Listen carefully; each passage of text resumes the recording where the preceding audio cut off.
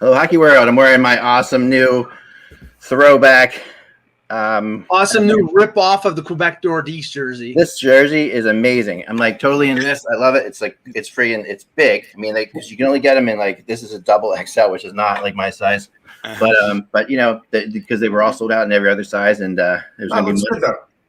Yeah, so I figured I get the double XLs because I can wear them underneath my goalie. Is that a Stefan Fissette jersey? Right. But then you on it. Michelle, I have my option between this or Michelle Forsberg. Remember, I could get Forsberg, which was tempting because, like, you know, I'm such a huge Forsberg fan. The Goulet was 16. But I'm good with McKinnon. I mean, I'm a real McKinnon fan too. So, but Forsberg is definitely one of my favorites of all time. Oh, I love it. I love this shirt, man. I'm a fan of it. I never went a complete 180 on a tease for a jersey to the actual. Like when I initially saw the tease, I'm like, oh my god, this is going to be a horror show. Yeah, and then they revealed the whole thing, and I was like, oh my god, I could not have been more like completely wrong about it. Same with me. I was completely wrong about it. Was this jersey really?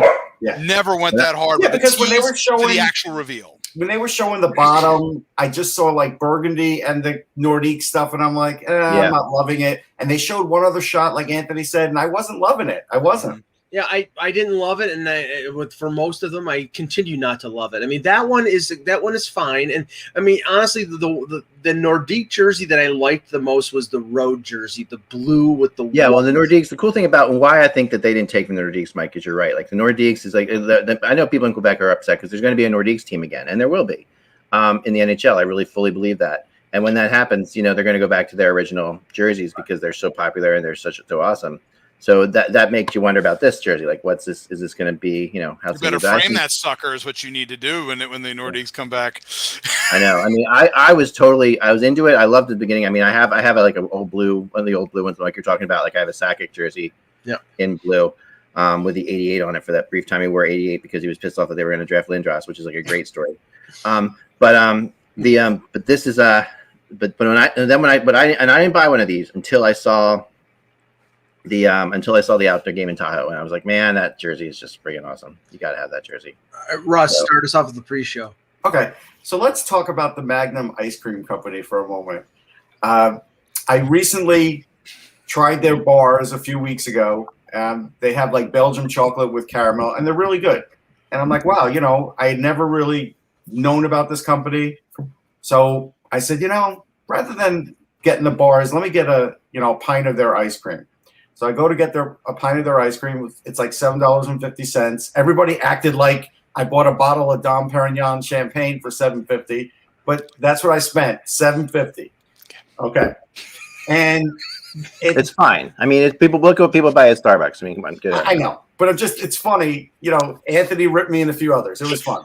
But here's the Anthony took a chance. Of course, so going out on the limb there, Ant. I had a choice. Of getting their vanilla ice cream with the chocolate that they put on top. They put like a big thick layer of Belgian chocolate. It's like 44%, which is really good. It's not too bitter. And then you could squeeze it on the sides to crack it, right? Because it's got this whole shell around it. Wow. And cool. Get the double caramel. And I'm like, all right, well, the caramel bars were good. Let me get the double caramel. Double caramel meant you got literally 2 spoons of caramel with some caramel, and that's it. It was so devoid of caramel that I took to Twitter and I said, hey, you know, Magnum, they didn't answer me. They're a British company, so that probably explains it. But the point was, I thought it was fascinating that like Anthony was like, oh, $7.50 is a lot to spend on kind of ice cream. A pint. Yeah, I do. I think it is. And what do you spend on a piece of on a hunk of cheese? $12, cheese, dude. No. Come on. That's why is cheese like? I mean, I sit there and I know you. Well, a hunk of cheese, like my wife lives the life of, I always say jokingly, she lives the life of a prisoner. Like she not just because she's married to me, but because cheese culture. But because she lives on cheese and water and wine, and that's what she lives on. And like dinner often for her is a big, you know, like a big expensive like thing of cheese. Like you're talking like a $12 thing of cheese like this, but that'll last like 5 meals for her. Like she's just cutting little pieces off because it's so rich. And, you know, she's doing the crackers and things like that. So the pint will last Russ about 15 minutes. I mean, have you ever been to Cold Stone? I mean, like, how about Cold Stone? You guys have been to Cold Stone, the place Cold Stone? It's like It's thick. The only thing about Cold Stone, I've had it. It is a very dense ice cream. It is, No, but it it's is. going to cost You got to more get than like a 7 smaller size. You get a bigger one, it's like you're going to But the feel like a cost peach is more builder. than $7.50. But it's in that realm. It's in that realm of like around that, you know. And I went to the Haagen-Dazs store in the mall, right? And I said, Yeah. "Oh, this looks." They had like a special mix for that month, right? It looked really good. That was $12. Yeah, but everybody Apparently knows. Anthony would not spend that. But everybody knows the original Magnum was better than the new Magnum. I mean, Tom Selleck. No, Mike, this is going along with you. Oh, as long as you don't take it in another direction, Michael, we're okay. All right, I mean, that's all I'm going to say. No, I wanna know I why included that in the brand. private chat there. Like, how much- I'm not gonna go there. Mike, how much is a bowl of that fancy French onion soup cost that you buy? Well, that place is closed now because Well, of what did they COVID. used to charge you? $6. Okay, see? No, I mean, like, hey, I'm. You're not. Hey, wait a minute. I mean, listen. We also had the grilled cheese sandwich that I took you over to, in what's the name for In Reading Terminal. Reading Terminal, which is no longer around anymore. I am not against like. But it wasn't $7.50 for the sandwich. I am not against highfalutin ice cream. I mean, you know, I like Haagen-Dazs. I like you know, some of the, you know, Ben and Jerry's is not exactly cheap. But yeah, I mean, if I get 2 scoops of caramel, I'm throwing the friggin' thing against the wall. I'm pissed off. Yeah, I was mad. No, I would absolutely concur with Russ in terms of the base of your argument. Yes. You, especially for spending $7.50. I Yeah. better get my money's worth of That's caramel. right. Damn it! You want your caramel for sure. That's right. I They better bought it for the dance and carry caramel. a tune. I support your anger and your rightful shaking your fist on Twitter. It's the same. You know what? I'm going to equate this to hockey. It's the same as if you were a Flyers fan and turned on the TV and expected to see a goal. If you wanted Hello, to see Hockey World. It's Thursday, March Oh, 18th. he went there. Hello, Hockey World. It's Thursday, March 18th, 2021. I'm Michael Agello. I'm Anthony Mingione.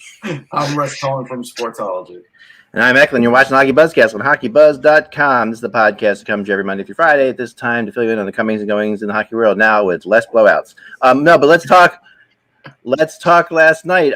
So, you know, this is the thing about me, okay? I watch games.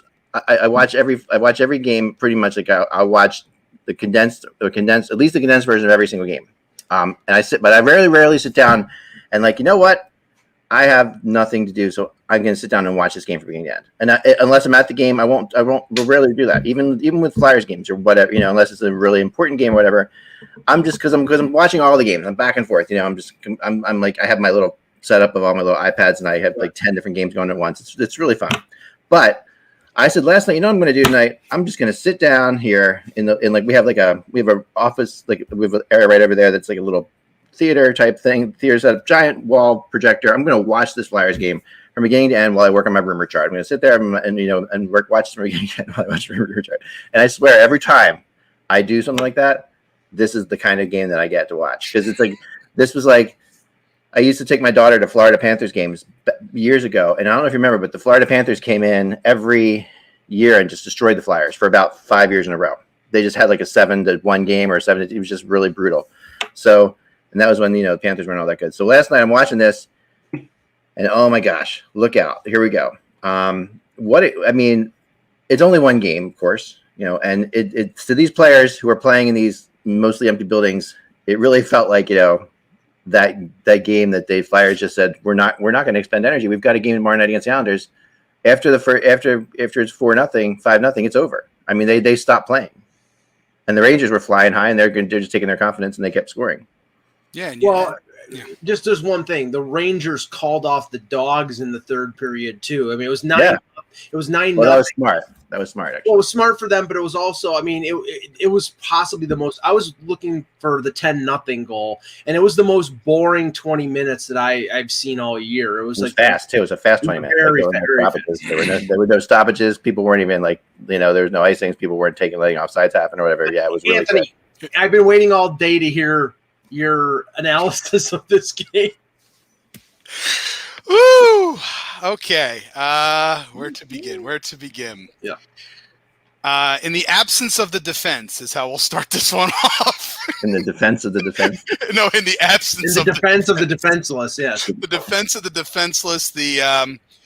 There was a strange feel to this thing, even in the first period. And I'm watching how sort of the Flyers were trying to conduct their breakouts in this one. And there was just a strange there was a lot of sloppiness in a lot of their shifts. They were already beginning to lose puck battles, even in the first period. Even with shot totals being necessary early on in their favor. There was I wanted to ask you something about that, Anthony, because it's funny you bring that up, because I thought the same thing, and I didn't vocalize it, but in my head I thought the same. And to me, it felt like, and no one asked him this question in the post game press conference. I thought about doing it. I thought about logging on and doing it but then you don't. This is a question you just can't ask after a 9-0 game. Mm-hmm. But it felt like to me that they were trying some things, like that the middle of the season. Sometimes you have the game where you're like, you know what, we're going to try a different kind of outlet scheme or something, or a different kind of, I don't know.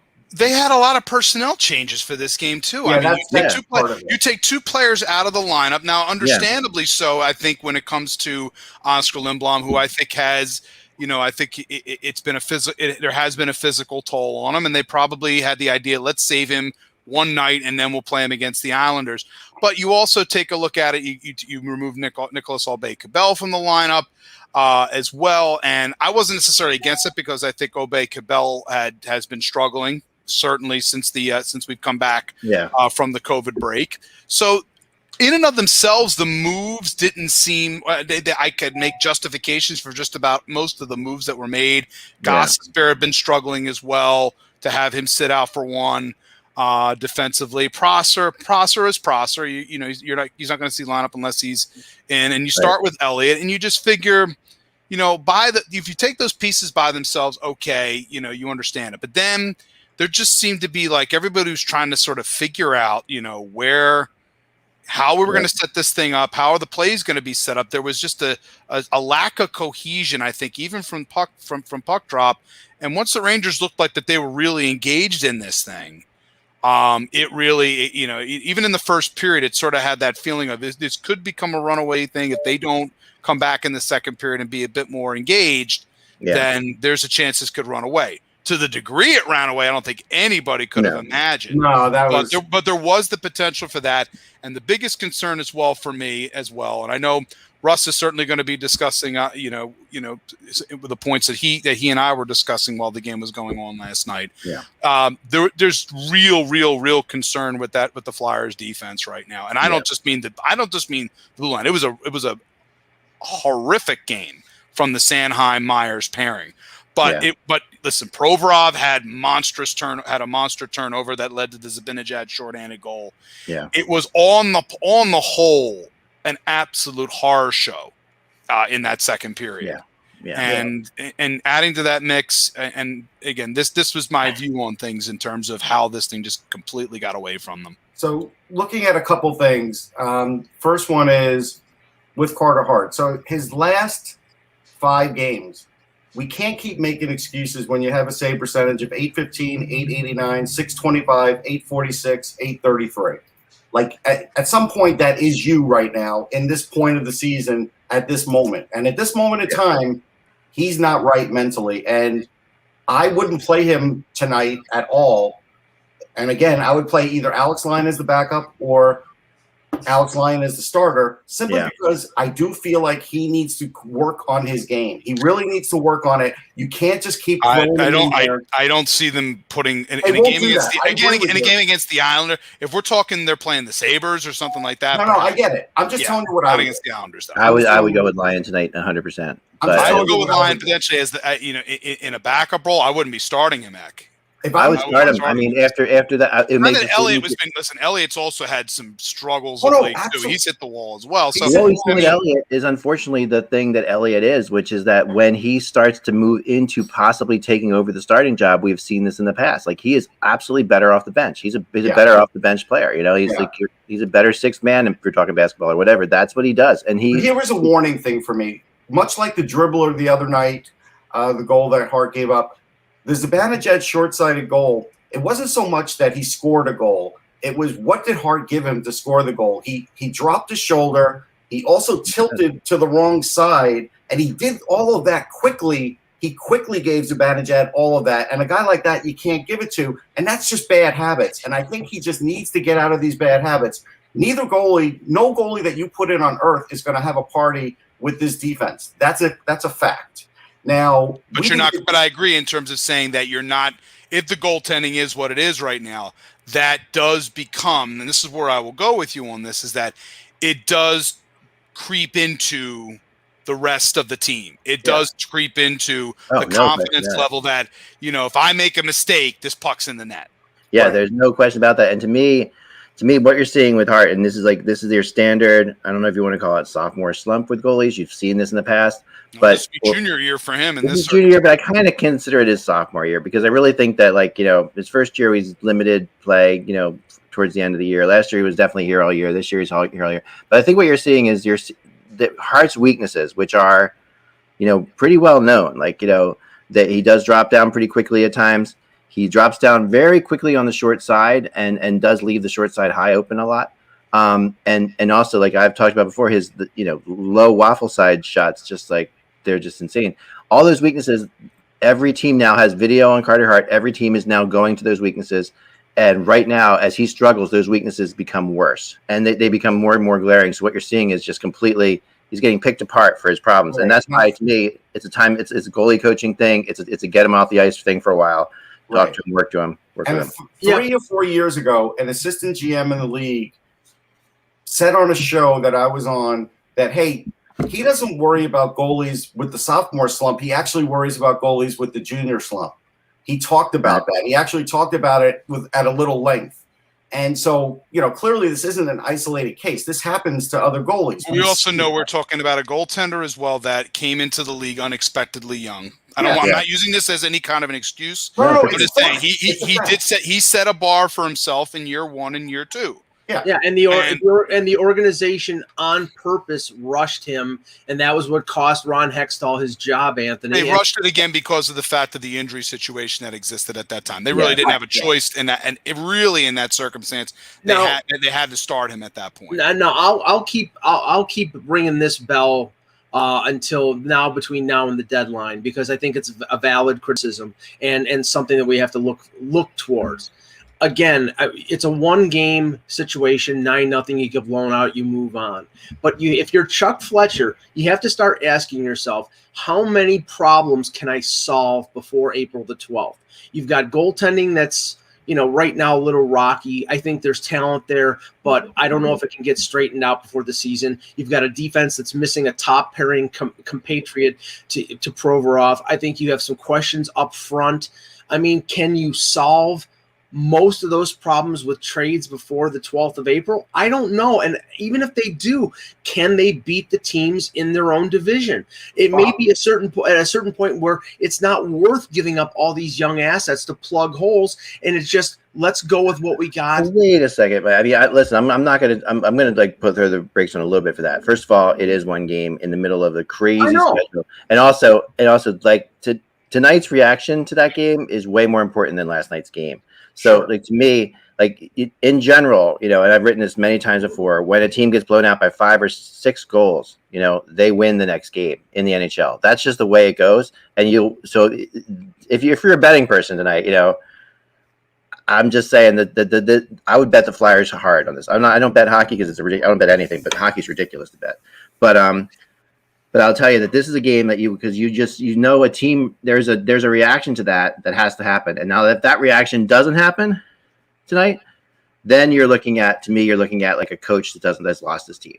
Like that's what happens. The coach has to get them to play tonight like it's the 7th game of the Stanley Cup Finals. And if they don't, I agree with that. Yeah, the one thing I'll add, and then I'll let Anthony go. The only thing I'll add is, I think besides what we know about the top pairing, I think the thing that Chuck Fletcher gambled on and lost, and it was a gamble, we all didn't know what was going to happen, was thinking Sanheim and Myers could be a regular second pairing in this league, and they've pretty much proven they can't. They're not consistent enough. And I think that has exacerbated the problem of not having the right guy in the top pairing too. They are no longer what you can call. You had protection. You had cushion. You had protection. When you had Provorov and Niskin, and you had them to cover, and then they were a good defensive. Yeah, I think things more had about to click that. into place better. But it's the whole thing now. But the usage of those players obviously had to go up, And Myers has struggled. I will say I mean, listen, Travis Sanheim, in my opinion, has been the Flyers' best defenseman this season. That being said, the way the defense is played, that's like the kingdom of the blind, and he's the one-eyed king. Yeah. Right. In this circumstance. So, but Phil has struggled, no question. Myers has had a rough year this year. Provorov has not had a fantastic year. No, lately at all. It's been especially of late. He has struggled. He's a warrior, but he has struggled, and a lot of people are now probably questioning about whether or not what exactly is Ivan Provorov. Is he a top level Norris candidate, or is he more of a is he more of a Kimmo Timonen? Is he, or maybe he's just not as good as we thought he was? So everybody, I think there's a lot of people sort of questioning that right now. We'll have to see with Provorov. Yeah. But beyond that, it's just, the goaltending certainly, I think, is a big part of it. I think the confidence level, them losing time with COVID, with the compressed schedule. Again, not excuses. Teams have to deal with this. Everybody's dealing with it. Minnesota lost a ton of time this season and had been able to handle things, and were able to handle things with much more travel to worry about than Philly does. So again, they have to make a decision here. I don't think by itself a singular trade where you're giving up assets is necessarily going to be the be all and end all. That being said, you go out and try to get, if you make the decision to go out and get him a TSX home, it might shake up the mix enough and help out things. And the other question I have is, as well, as you're now basically crumbling up and throwing away basically another year with Claude Giroux and Jake Voracek in the midst of what would be towards the latter part of their peak. Yeah. And you have to begin, you have your contracts with them. But after a while, you do have to ask certain questions. I think that you need to look at the personalities of some of the Flyers defensemen to understand the defense a little bit. Mm-hmm. They are definitely, and I remember, when Chris Pronger came to town, and I'm not saying, and the reason they have missed, they talk about it still. They talk about how they want another Pronger. They still talk about it all the time. Like the Pronger is the guy that they need another Pronger. Prongers don't exist out there, right? They're not the kind of guy you can go and get. But what Pronger did was he gave a cockiness to the defense that this defense does not have. They don't have these are not cocky guys in general. As far as life goes, these are not arrogant guys. Gudas was arrogant. When he was there, he helped them out a lot. They need someone to make them harder to play against and more feared. And Mike, what you said before that, which I really wanted to get to as well, is that can they beat the teams in the division? I think you're overselling how good Washington, Boston, and Pittsburgh are, because they all have holes too. The reality is that they're not, we're not talking about dominant. We're not talking about Colorado or Vegas or Toronto. We're talking about there's holes with these, and I'm not even including Toronto in that. We're not talking about Minnesota. We're not talking about even Tampa. We're talking about these three teams at the top right now, or these four teams. What I'm factoring in, Ak, is that Boston, Washington, and the Islanders are all going to add before the deadline, especially the Islanders with the loss of Lee. They have cap space. Yeah. Boston has cap space. They have some flexibility. Maybe not Washington because they're right up against it. Pittsburgh definitely will. You know that they're going to try to add. They're up against it too. They're up against it too. It may be a money in, money out scenario, and the reason that might be the case is because Hextall is there, and some of the guys on the roster are not Hextall players, so he will feel free to move guys out to bring other guys in. But they do have room with Zucker being on LTIR, so they might have some flexibility. I don't see all I'm saying is, you've got a bevy of good young prospects that are probably or players in Frost, who's going to come back next year, and Cam York. Do you want to expend those assets on what might be a fruitless journey? No, you don't. And then they're not, I don't think they're going to. And I think the reality is that the biggest thing they would do would be trade Nolan Patrick, which is still something that they don't want to do. Right. Because Patrick, is still young and still has plenty of upside to him as well, and obviously is a skilled player and could turn into could go somewhere else and really thrive.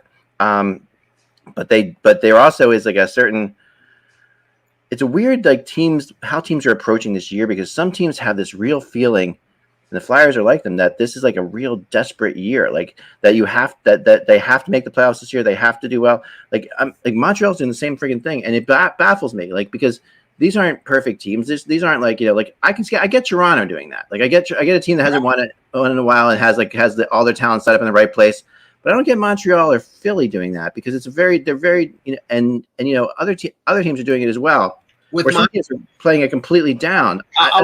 I'll give an explanation for Montreal because Bergevin was heavy into free agency and making moves. And I think maybe his job isn't riding on it, but he's already fired the coach and made all these moves. There's a level of desperation there. But he bit right into the Montreal thing, which I've said. And as a Montreal Canadiens, like they're my second team growing up. I love the Canadiens. I still watch every game I can of them. But their fans and their management always fall in love with their players too quickly. And they always sit there and they say that this guy is like the greatest thing ever since sliced bread. And they believe because they beat Pittsburgh last year in the playoffs that they had this makings of this incredible team. And it was the fact that Pittsburgh didn't want to be in the bubble. But you were right. Price stole that. But anyway, continue. You were right a couple days ago when you were talking about the Flyers and the motivation of Comcast. Yeah. That's what I think is if there's any motivation to make deals, it's going to be corporate management pressing the button and saying, "Chuck, make a deal." And we've already had that commentary already from Dave Scott. He said they intend to be, quote, aggressive at the deadline. What exactly that means? Dave Scott's words, Anthony and Rosen, we've heard him talk before. I mean, we've been in press conferences. He's going to talk again. He's probably going to, with nothing going on right now, he is going to put the pressure on his management team and AV, and he's going to come out and talk before the trade deadline. You watch, and he's going to say something similar. He already has. I don't feel like his words have ever recently. It was in an interview in the Inquirer. Okay, but I think he's going to do another one. I think he's going to. You feel like his words pack any punch though? Like yes, I don't get that. I feel as it. See, and I think because it's weird. He's a corporate guy. He's not a hockey guy. Well, you're saying he's not Ed Snyder. I get that, but but it's more than that. Either. But it packs more than that with Fletcher and AV because they're the ones who are hearing the criticism, and they have to react to Dave Scott. They don't have to react to the fans. They don't have to react to us, but they do have to react to Dave Scott. They have to. But here's the thing about that. That's weird about that. Like normally a team is owned by a guy like a Jeff Vinnick or something like that, like in Tampa, who is like, he's a hockey guy, right? And he didn't grow up in hockey, but he loves hockey. He's passionate about his thing, and that's what when he talks to the team, he talks to them of a level of like, I own this team, guys. We got to win. This is ridiculous. I'm putting all this money into this. When Scott talks, he's talking for this vague entity that is Comcast, and it's not like Scott is representing this thing that is just like, well, yeah, we don't want to lose cable subscriptions. I don't know what is. It's weird. All right, I'll tell you what hockey people like Fletcher's a real old school hockey person, comes from an old school hockey family. Sure. And I don't think he sees this as real. Like I don't get and he might get fired because he doesn't see it as real, but I don't get the sense that Fletcher takes Scott seriously. I really don't. I'll tell you what I fall back on, Ek. With the books that I did on the Rangers when they were owned by like Paramount and other corporations, I got an idea of what the inner workings were like from the GM. And I was told exactly. And so most corporations operate the same way. And so Fletcher, I bet you he does look at it, but he just doesn't talk about it. And maybe I do. I think he does understand right now that he's probably on the hot seat. He's traveling on the road. He was in MSG. He's going to be on the island. He knows what he's seeing. He knows what is missing. He's talked about it recently, even again, mentioning Niskanen, so he knows. The problem is the rest of the league knows too, so he is going to have to and that's always the issue when you're basically telegraphing. And listen, in between periods last night, saw Bob McKenzie on NBCSN putting it out there, obviously, of what the cost will be for if the Flyer. And again, the conversation was obviously with the Flyers and Ekholm. What it will cost. First round pick is the beginning of the conversation with two prospects. One of those prospects has to be a quote blue chipper that the Flyers have. So the question is, and that's the Muzzin package. And that's as you stated, that is very much the Muzzin package in this case. So for Philadelphia, the conundrum remains, as X stated before. Do you see this? Is this team at the end of or I should say, as Mike stated as well, Where do you see this team? Are you willing to make that level of investment, that level of risk when you have to balance out the expansion draft and everything, and also the assets that you're losing for a guy you might lose as a pseudo rental, or you have to protect somebody, you have to protect that player and lose something else unless you have an arranged deal of some kind. Right. So these are the things. These are all the balls that are in the air here. Yeah, we should mention the Rangers side of this for a minute because. Look, there's a lot of fans that are unhappy with David Quinn. I've certainly shown at times where I've been frustrated with the way he has played certain players. He's not coaching. The whole coaching staff is out of COVID. The whole Flyers previous regime coaching staff is coaching against the Flyers, and they were very successful. I have to tell you that has caused problems now within the Rangers fan base when David Quinn does come back to coach, whenever that is, because seeing that game, even if it's an aberration, the fans saw something different that they hadn't seen out of the Rangers for weeks. And that is going to cause a problem too, by the way. It showed that there's some baggage hanging over some guys' heads on the Rangers lineup. You know, I mean, like that's what you see when you change coaches. Like when a guy's not behind the bench, it took away all the nervousness that players might have had about making mistakes. And that's the kind of baggage, you know, is there. It's really fascinating too that when you don't even have like an assistant coach take over, you know, like. Right. It's like when it's not even a guy who's not even around the team, he doesn't know any of the stupid stuff that goes on the team. So everybody's been given a clean slate, and man, it was like you could tell those guys were like free as a bird. You know, they knew that whatever they did didn't matter. They could just play their game. They went back to their instinct. Anthony has some news apparently. So when the show began around 3:05, the Flyers placed Robert Haig on injured reserve with an upper body injury, and they've recalled Alex Lyon, Nate Prosser, and Carson Tworinsky from the practice squad. So now I do have to wonder when they make that kind of a move, and he's been recalled, Lyon in this case. I do now wonder. I think he's in. He might be starting this game because again, if your goal, you're right. That's true. If your goalie, if there's that much of concern with your goaltenders, but it's fascinating that against the tie for first place New York Islanders and what is, I don't want to refer to it as a must win, but maybe for the psyche of this team it is. It very much feels like a chips to the table kind of situation. This is also a classic Cliff Fletcher type move. And this is like so to me, this is Chuck, you know, riding in his dad's footsteps of when everything goes terrible. What do? You either change your coach or you change your goalie. You know, and if you put your goalie in there, you know, and you put a goalie in there that's like it's a kid, it's still a kid basically, and Alex Lyon, and not even he's been around long enough, but he's been around, He's also played pretty well in some NHL games too. He has. You put him in there, that sends a message to the whole team in a big way. I think it's the perfect call for tonight if they play him. If they start him. If they don't start him, I'll be disappointed because really Elliott needs a break for sure. Hart is lost, and this is and you know it's the Islanders. So you can sit there, you could use the argument. Okay, so our second of back-to-back games. Even though we're playing different teams, you can sit there and say, you know, there's a good chance we're going to lose anyway. So. Yeah, you're gonna. Yeah, they've lost. There's a good chance you're gonna lose anyway. I think it throws in a possibility that gives some energy to the team. I'm saying it's a challenged offensive team without their number one scorer. So if you are going to start a third string goalie in Lyon against a team that is challenged offensively, I mean, that's a player in Lee who has definitely been a major thorn in Philadelphia's side. Right. Oh yeah, no, he's a major player, and you know this is It plays out nicely. That's why I'm telling you, if you're a betting person, this is a game. No, don't say I would stay far away from this game. I wouldn't. Far away. No. Don't go anywhere near this. The opinions of this is not Eckbook. I'm just telling you, we have seen it. Wait. If I know anything about from years and years of watching hockey and feeling the ebbs and flows and whatever you want to call it, this is a total Flyers win tonight. It's just the opinions of Eklund are especially if you put Lyon in. Not the responsibility of HockeyBuzz LLC. Thank you. If you put Lyon in there. There's just no question. It's one of those things. If they win tonight, Lyon's the reason he is going to crow all over you tomorrow. Yeah, yes. Okay, I'll be humble. Let's get to the room. Yeah. Yes. Okay. Sure. Wow. Alex Stalock gets a shutout. I'll be humble. I'll be humble. I'll sit there and I'll just know that I'm right. This is Crow. It's nice. That's what I usually do, Mike. I usually just sit here knowing I'm right. That's all. That's what I'm going to do. That's what I'll do tomorrow. Broken clock is right twice a day. No. Let's start. Speaking of humble and right and everything like that, let's get to the rumor chart. Perfect transition.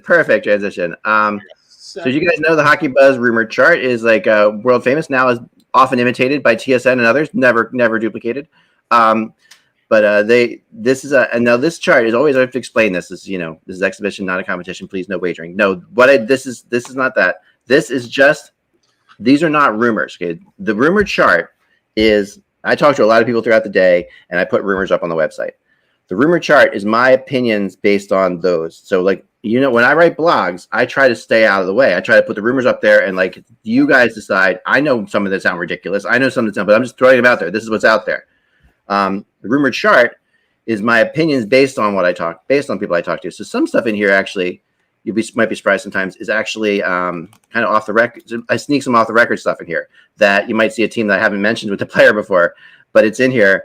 That's either just a hint or maybe an off the record thing or whatever. This is my projections. If I was to say where these people are going to go, this is where I think they're going to go. So, well, that's what the rumor chart's about. And yes, you have to pay for it on Hockey Buzz, but yeah, and yes, it keeps our website's lights on. So I appreciate those who do. If you can't pay for it, you can watch the show here because we'll talk about it a lot, and we'll bring things up, and we appreciate those who can't pay as well. I know times are tough. Because times are tough, we have to charge for it. So it's kind of a 50-50. It's kind of like 6.5 1 days like that thing. All right, here we go.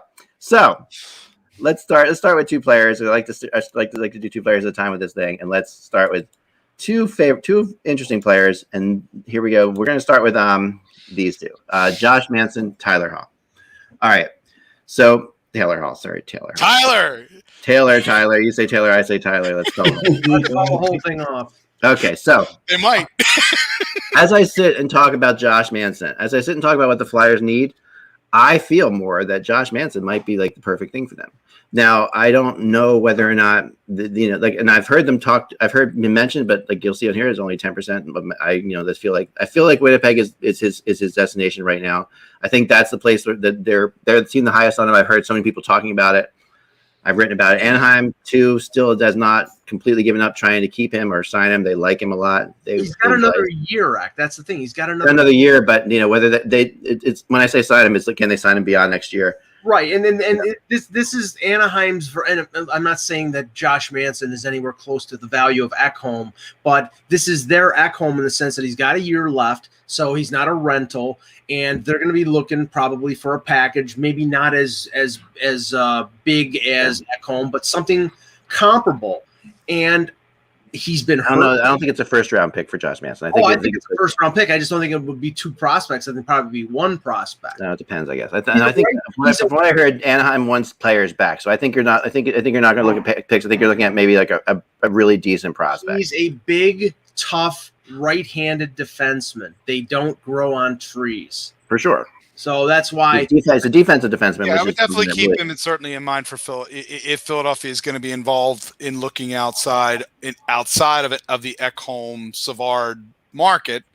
Manson's kind of just underneath that. I think just underneath that bar.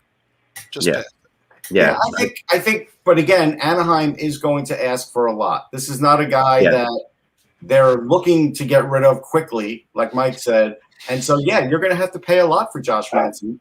You are. It's not going to be. And remember, we've heard Josh Manson's name on this market for 3 years. So, do I really? I mean, I'm not saying that you're not being told it, Ek. I think that's valid. Do I think he's actually being traded? No, I don't. I think this is the first time. I know this is the first time he's been on the rumor chart for me. Put it that way, because I've heard his name before and not really felt it serious. Right. But this is the first time I've ever put him on the rumor chart in the past years. I think that has a lot to do with the fact that Anaheim's at a crossroads right now, and they're looking at this. They're trying to get all their ducks in a row, and they're going to figure out what's going to happen next year. And they see this as a possible guy that they want to build around, but they also know have some sense of what he wants moving forward, contract wise. So part of putting him on the market is also to give him a little bit of a scare to say, okay, we're willing to trade you if you really like it here, if you like living in Southern California, and in a beautiful, you realize that we could trade you still. So there's some of that going on, but there's no question that happens a lot, right? So that's possible. But I think this is the most serious they've been about actually talking to teams. And Winnipeg, Cheveldaev loves him apparently, from what I've heard, everything about him. So that he would add a lot to the Northern Division. I think he would definitely help with teams that are going to have to go through. They're going to have to go through Toronto. Obviously, they're going to have to go through Edmonton. So I think that the teams that got to go through, Manson could fill in and spot nicely there. Taylor Hall is, of course, one of the more interesting people, and the rumor chart will be changing all the time with Hall, because I hear so many different things and there's so many different concepts. Oh, I'm sure everybody's got an opinion on Taylor Hall. Everybody has a theory where he's going to go, who he's talking to. Well, the hilarious thing was yesterday during the presser with Kevin Adams, that he still floated out there the possibility of signing him long term, which I think ended with the firing of Ralph Kruger, because Ralph Kruger was the only reason he went to Buffalo. It ended with the signing of Taylor Hall, Mike. I mean, I honestly think it really did. I think Eck is right. I mean, it was like because him signing a 1 year, Taylor Hall even agreeing to sign a 1 year deal anywhere meant that he was going to go someplace else. I mean, he's like, there's no reason for him to sign a 1 year deal there. Prove it to me that it's worth it for me to sign here long term. Yeah, and I think that he was hoping to inflate his numbers with a good year playing. He has not done. Let's just throw that out there. With the playing on the left wing with Jack Eichel, and clearly nothing has worked in Buffalo for anybody. So now more than likely he's going to control where he goes and put himself in the best position to put up big numbers in the playoffs, which means I think he's going to go to a team that he's convinced can make a long playoff run, and that's why you have 30% for the Islanders, and they have the cap space with. And the cap space obviously is. He was at 10% for the Islanders until that Anders Lee thing happened. So now this is a big deal for Kevin Adams, because if he screws this up, it will affect his job down the road. Yeah. This is a deal, though, that I worry about the Sabres fans, where basically the fan base is going to get fed a lot of draft picks in this deal, maybe even conditionals and prospects that may not be exactly where they should be, but they're going to get overhyped coming in. I worry about this kind of deal for the fan base, because I do think they need to walk away with some tangible things and some picks. Well, Russ, this is where I think it's, I agree. I think they're going to be looking for players rather than draft picks. And based on Kevin Adams and the staff that he has and their familiarity with USA hockey, some of the prospects that the Islanders have, like Kiefer Bellows, like Wallstrom, I'm not saying they're going to trade Wallstrom, like Bodie Wild, they know them from the U.S. developmental program. That is an advantage for the Islanders, because these are players that they know. Yeah. Now, go ahead. Sorry. No, that's good. No, I agree with you. Okay, so to me, I'm still looking at Calgary as Taylor Hall's destination. And Calgary might actually wants to go there. There's no question. He wants to go there. He's from there. He is from Red Deer. So to me, he's like it's a perfect fit. I've heard from 3 or 4 years ago they wanted to go back there. That's why he loved playing in Alberta so much before with Edmonton. He was really devastated when he was moved up the Oilers. How would he? I would just be curious as to him and Sutter. Right. Yeah. That's what we don't. And know. I'm not saying it does. I'm not saying here that it doesn't work. I'm just saying I'm interested in seeing that happen. That is actually see that. I think that it would be the best thing that ever happened to Taylor Hall if he played for Sutter. I think that's what he needs. I think he needs a guy like that to push him. And I mean, the one thing about Sutter is he's a player's coach, in that he completely tells the players where they're at. He's the best. He's the least mind gaming guy I've heard. And players hate mind games. So to me, that Hall would have no problem with it. I think where Calgary could luck out here is because Hall's price after this season is going to be lower than it was going to be. That's going to help them out, because Calgary was up against it, making this happen. The reason that he didn't go there last year was because they said from what I was told, way off the record at the time, but I can talk about it now, is that they said we got to get our goalie, and if we don't have a goalie, then bringing Hall here makes no sense. So we'll let Hall. So basically, Hall goes and signs another year while Calgary uses the money they have last year to get a goalie. He's going to look for a lot of term. He may be lowering his price, but he is going to look at this as his last contract, probably. Yeah, right.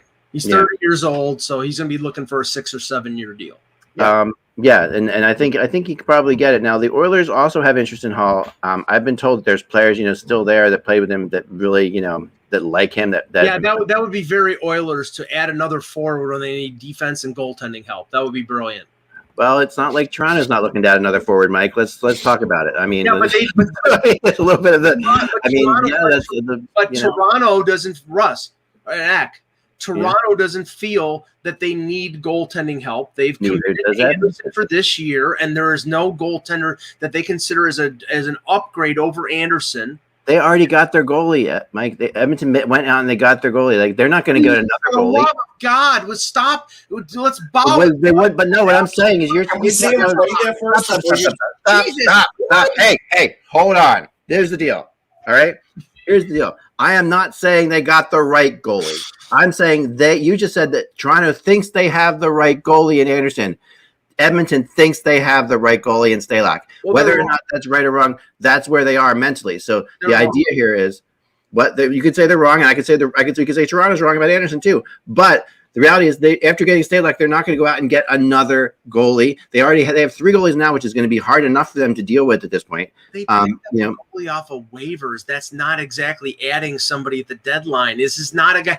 Okay, if they believe that they're going to be saved by Alex Stalock, God bless them. I think you're wrong. I think they're wrong. I think that they're going to end up going back to 41, 55-year-old Mike Smith in the playoffs, and they're going to end up losing in the first round. If they even make it, I still think they're not making it. The point. I better hope they don't play Toronto. Anyway, no. We want this. No, we want that. No, we want it. I'm 100% with you, Anthony. We want it. Oh, no. Wait a second. Any matchup. The way you talk about Edmonton, man, it's like you cannot. All they need for their billboard, Mike, is to put you on their friggin' board. Any matchup here is going to be misery for me. Montreal, Toronto, Edmonton, Toronto, Winnipeg, Toronto with me and Peter. Come on. I mean, I'm expecting it anyway. But of course, you're the top team. Everyone's gunning for you. But at the same time, the way you talk about Edmonton having a chance in hell, it's like that's just no. You never do that. You know better than that. Anyway, Toronto knows better than that. Cameron, no friggin' way. Well, here, I'm going to ask you about a team that I would put on for Taylor Hall. And this is interesting because, there was always the Taylor Tyler discussion. If Dallas if they know they're not getting Tyler Seguin back, why wouldn't they try and get Taylor Hall? Yeah, no, I mean that's a really good. I just haven't heard it at all. It's not a bad concept. I mean, people are saying, why don't I have Colorado up there right with them? They have enough offense. I think that's why. With Colorado, with Dallas's case, I have to admit I haven't really looked into it. With Colorado's case, I did. I would look into it with Dallas because I still think they're on the periphery, and if with double hip surgery, Tyler Seguin's a long shot to come back this year, right? Yeah, but they're down a ways in the standings in that division. So you get 4 wins in your division and you're right back in. Very true. Right. Here's another. We'll bring up another one here. Okay. All right. So let's share the screen here. But we'll do one more pairing today, and we'll do these every day. So watch the show; you'll get an idea of what's going on the rumor. But not who to bet on. No. All right, so David Savard and Darcy Kemper, and now here's this is a tough one, of course, because both these guys are Darcy Kemper may not get moved. It depends a lot. Arizona likes him. He's still injured. He's still injured right now. He won't be, but he'll be back apparently like 2 weeks before the deadline. So there's a possibility there he'll get. Well, that's what Arizona is telling us, but Arizona's telling us, which I think they're telling us because they want to play him to trade him. Right. To be honest, because otherwise, why would they tell us that at all? But let's start with David Savard. Okay. And the possibilities here, he could stay in Columbus. Columbus has been known to not trade players, but that's usually when they're in the playoffs and going for it. This is not that situation for them right now. But these 3 teams, I think all 3 of them, I've had the chart running for a little while without having it up. They've switched spaces in different spots, But to me, this is where Philly's going to land. The Ekholm's going to be they're going to want too much. They're going to want Frost. They're going to want Farabee. Flyers aren't going to do that. Patrick, they may just hesitate on Patrick as well. Patrick would get it done. The Flyers really believe that crazy rumor that we heard the other day that came out from Anthony Sanfilippo or whatever. The Flyers believe they can get him for Gostisbehere and a pick, which is just echo him for Gostisbehere and a pick, which is just not going to happen. It's just absolutely ridiculous. So to me, this is where the Flyers will land is Savard. Boston's also definitely talked in Montreal. After the injury to Sherratt, got serious on this one too, as well. But I think you might want to include Florida on that list because they're in terms of their defense. They're 3D deep, and we know that Zito knows Savard from his assistant general. Well, I checked into that one and asked that exact question to people down there that I know, and they are not going to do that. They're not. Florida's not. At least as of now, things can always change, of course. But as of now, I'll tell you, I think Philly has the edge here for one reason. I've seen Yarmo at games in Philly hitting the candy counter. And I think if Chuck Fletcher, I saw him hitting the gummy bears, and I think if Chuck Fletcher sends him some gummy bears, as long as he's not hitting the Swedish fish, I swear this is turning into Russ's. We talk about reading the tea leaves. Russ is reading the gummy bears.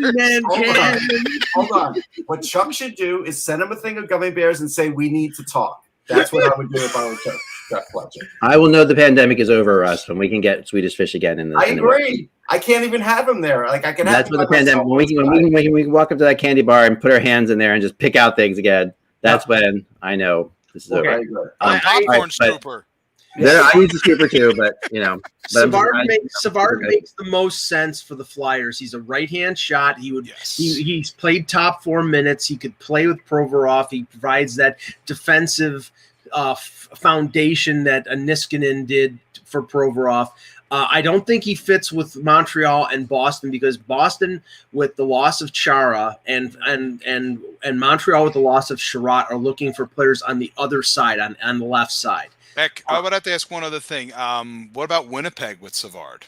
Yeah, I mean, I tried. I did. My two sources in Winnipeg both said that he wasn't physical enough for them, which I was surprised about. He's physical. He's a physical defense. Yeah, I see him as a physical defenseman for some reason. I mean, if you're trying to replace, if it's like Bufflin level, I mean, that's you're not getting. No, but remember, he's not Manson. He's not Manson, right? So, to them, they really they're I think physical enough in terms of versus Manson. To them, that's where they see it. They really want to go. They really want they want to intimidate the Toronto forwards. That's what they're seeing. They think they can, and if they get the right guys in there, they can do that.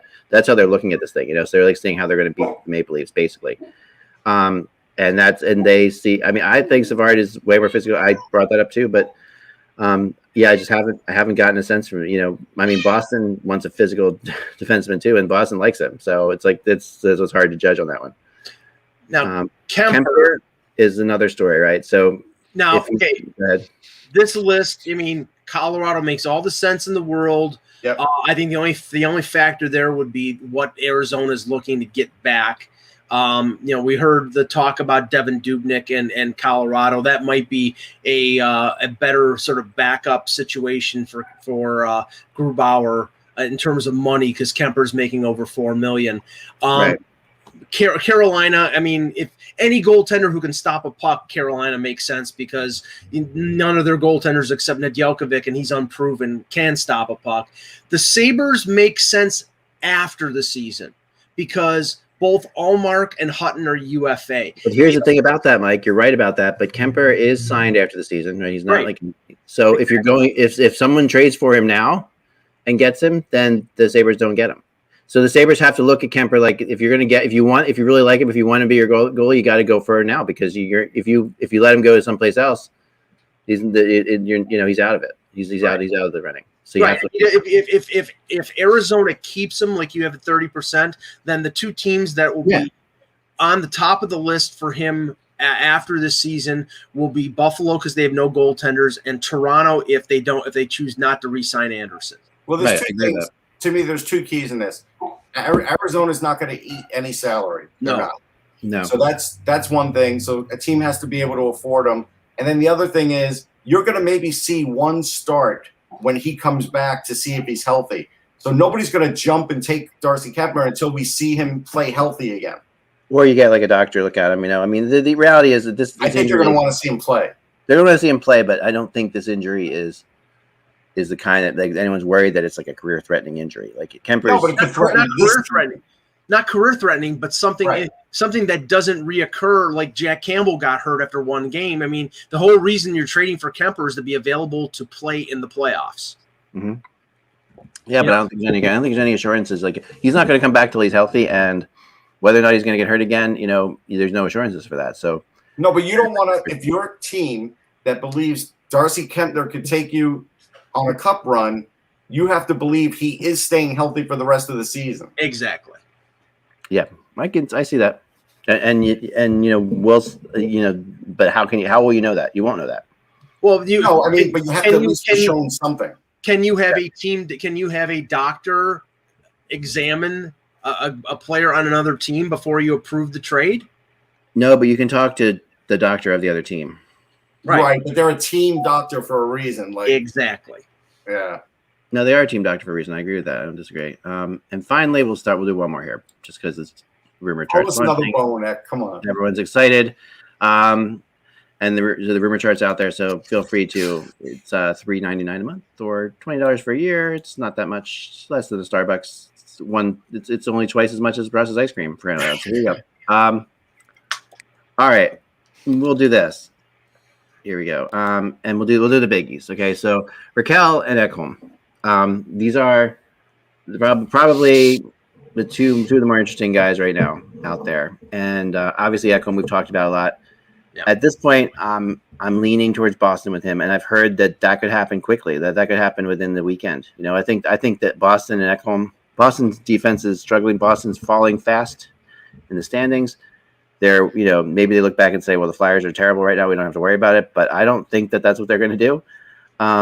Because they could beat the Flyers up all they want to, but if the Flyers have one more point to them, they're not going to make the playoffs. So the reality is they've got to beat these other teams. Yeah, and no Winnipeg on this makes me. I mean, I would put 15% for Winnipeg instead of Washington because Washington doesn't have the cap space and they really don't have the need. They added Trevor Van Riemsdyk. They don't have any serious injuries on the blue. I do wonder in this case, Mike, again, and I would logically you think for sure that Winnipeg will be on this list, but again, the possibility again of when we get back into normal divisions again, sure, you're ostensibly trading him to a divisional opponent. That's true. Right. And I think so that's another reason. Long term, they may be looking at that and saying, if we send him to LA, he's out of division. I would drop off Pittsburgh. I seriously doubt that Mexico would.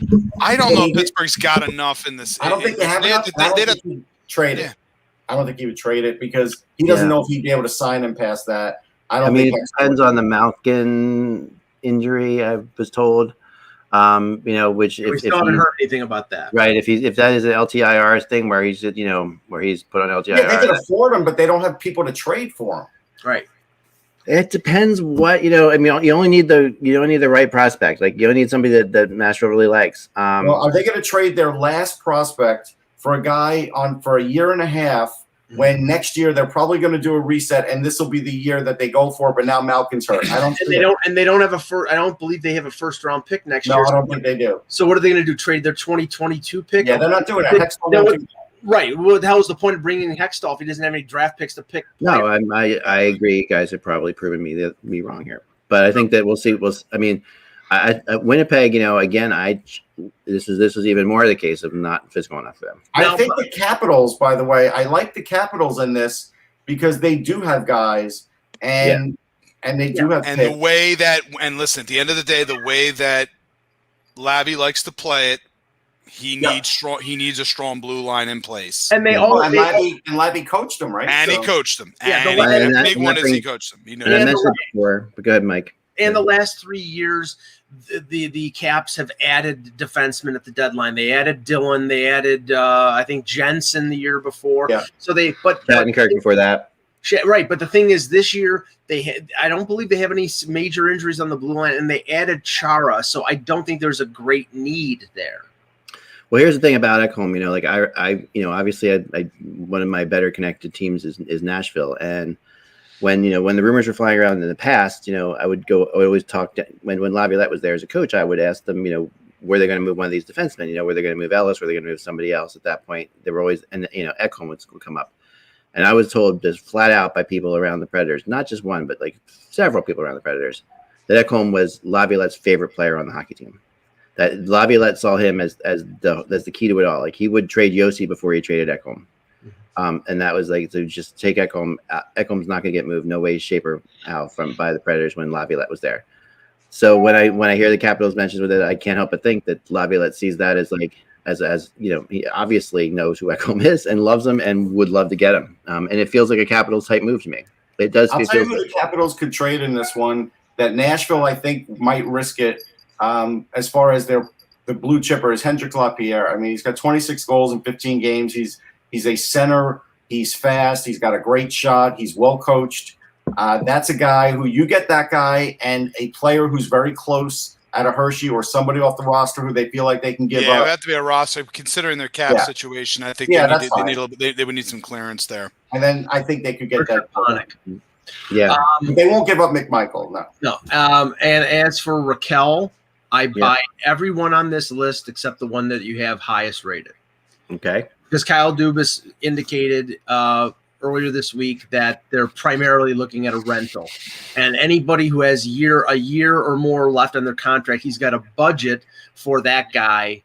And they have free agents that they want to sign. So, I mean, for their own free agents. So, it's as good as Raquel is.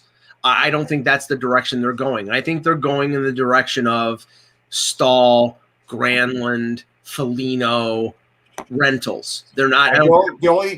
The only way I would go back on this, Mike, is how many GMs tell the truth in their press conferences? Sure. No, Russ, if it's a money in, money out deal and they're trading Alex Kerfoot to Anaheim because he makes around the same amount of salary and it's longer, then that makes sense. Right. But I'm talking about, if you're giving up assets and this guy's got a year left and you're giving up less term or giving up more term to get a guy with less term, that's something they do. But in terms of prospects and draft picks for a guy, I think it's going to be a rental if that's the package that Toronto makes. Yeah. I mean, you might be right. I mean, and that is what Dubas is intimating for sure, not and flat out saying actually.